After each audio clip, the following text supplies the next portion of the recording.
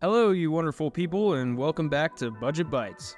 Today we're diving deep into a subject that everyone should start thinking about sooner rather than later: retirement planning. I know it sounds far off and maybe even irrelevant if you're young, but starting early can make a world of difference. Plus, think about it. Do you really want to be someone who hits 50 with no retirement planning and starts panicking? That is a very quick way to end up with an ulcer or a huge bar tab. Alright, now before we jump into the good stuff, let's kick things off with a little fact.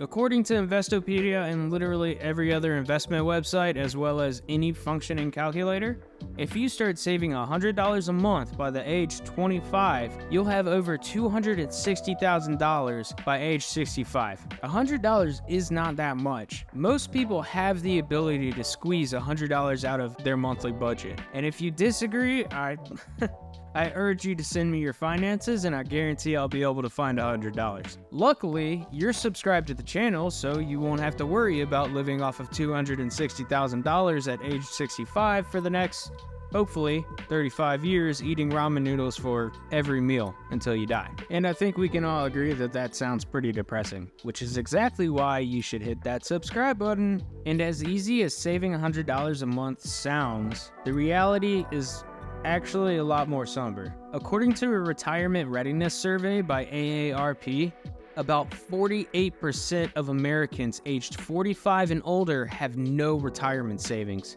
I mean, really think about that for a second. That statistic is terrifying. As terrifying as meeting Jeffrey Epstein as a kid. But don't worry, he's in a distant land. Dead. He's dead. Definitely dead. Now look, there's so many options out there that it can actually be hard to decide where to start. But the important part is starting. And one of the first steps is choosing the right retirement account. There are several types, but the most common are the individual retirement account, or IRA, and the 401k provided by many employers. With a 401k, your employer might match your contributions to a certain percentage. That's essentially free money, and who doesn't like free money? I mean, if you give me free money, I'll be pretty happy. And on the other hand, IRAs offer more flexibility and investment choices, but don't come with employer matches. However, the key benefit of both of those methods are their tax benefit. Traditional accounts give you an upfront tax deduction, while Roth accounts offer tax-free withdrawals in retirement. Now let's talk numbers. How much do you need to actually retire comfortably? It's certainly not $260,000.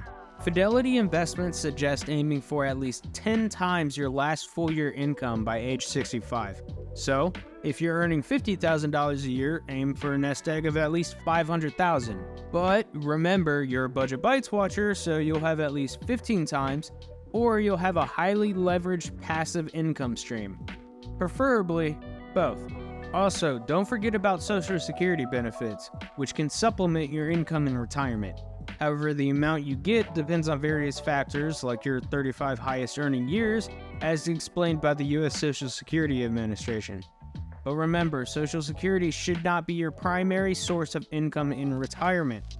Cannot stress that enough. Consider it more like a safety net. Another important aspect of retirement planning is healthcare.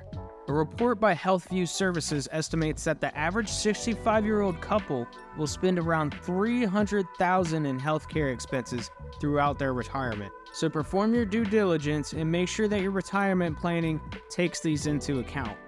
Additionally, investment diversification is crucial when planning for retirement. According to literally all financial experts everywhere, spreading your investments across various asset classes like stocks, bonds, and real estate can minimize risk and improve returns. This becomes increasingly important as you get closer to retirement and your risk tolerance decreases. Lastly, it's essential to review and update your retirement plan regularly.